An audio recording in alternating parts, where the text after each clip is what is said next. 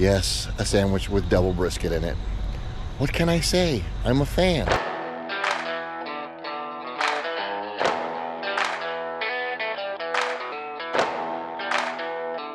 I think we're onto something good. I think we're onto something good. Don't let it get away. This could be everything. You know I gotta say, I think we're onto something. So, I just can't help myself. We're hanging out here at a gas station.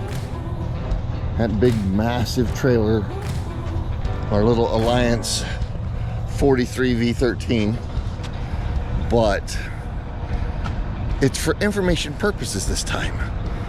So there are two Buc-ees in Florida. They're both on 95, and one's in Jacksonville, and the other one's right here on LPGA Boulevard in Daytona Beach.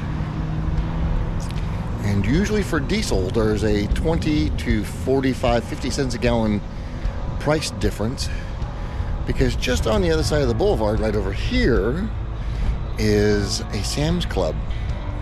And they always get pretty close to matching the Sam's Club price. So this is the last day of April 2023. And diesel here was $3.65 a gallon, $3.65.9. And there you go. There's that all famous Buc-ees. Love the brisket. It's gotten a lot overpriced though.